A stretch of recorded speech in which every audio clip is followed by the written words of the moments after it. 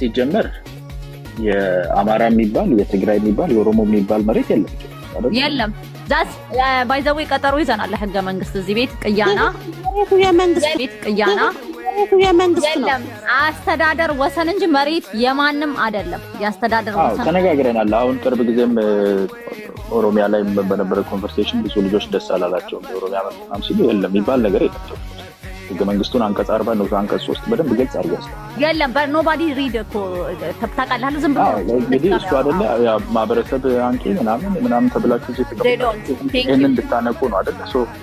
ላይ እንነጋገር ቅያናንና ኤክሶደስ ፌደራሊዝም ፈርሷል ብሔራዊ ሶሻሊዝም ታስታውሳለህ ብሔራዊ ማለት ምን ማለት ነው ብሔራዊ ማለት እኔ አሁን በደርግ ጊዜ ብሔራዊ ውትድርና ይባላል ብሔራዊ ውትድርና እንደወዶ ገባ አይነት ነገር ነው ዛጋ የተከተለው አሁን ለሀገሩ ወታደር ሆነ ማለት ነው ቆይ ኦኬ ላስረዳው ብሔራዊ ውትድርና ስትል ለሀገሩ ወታደር የሚሆን ማለት ነው ብሔራዊ ሎተሪ ስትል ምን ማለት ነው ብሔራዊ ሎተሪ ስትል ሀገር አቀፍ ሎተሪ ማለት ነው ብሔር የሚለው ሐሳብ ኤትኒሲቲ ብቻ ሳይሆን ሀገርነትንም የሚያመላክት ነው ስለዚህ ኦሮሚያ ነው ምትለኝ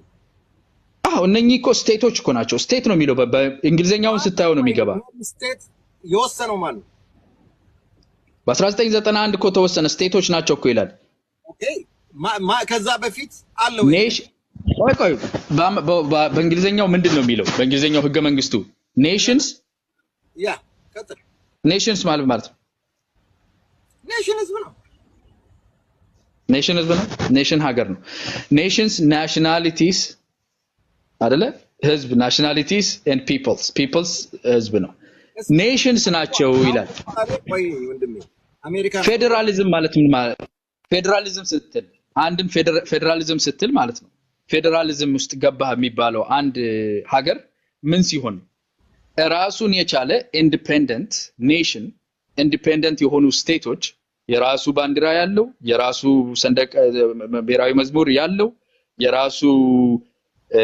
አስተዳደርና መንግስት ያለው ህዝብ ያለው መሬትና ባውንደሪ ያለው ማለት ነው ከሌላ እንደተመሳሳይ ጋር አብረው ሀገር ሲያደርጉ አብረው የጋራ ካንትሪ ሲኖራቸው that country is called a federal country ማለት ነው ፌደራላይዝድ የሆነ ካንትሪ ነው ማለት ነው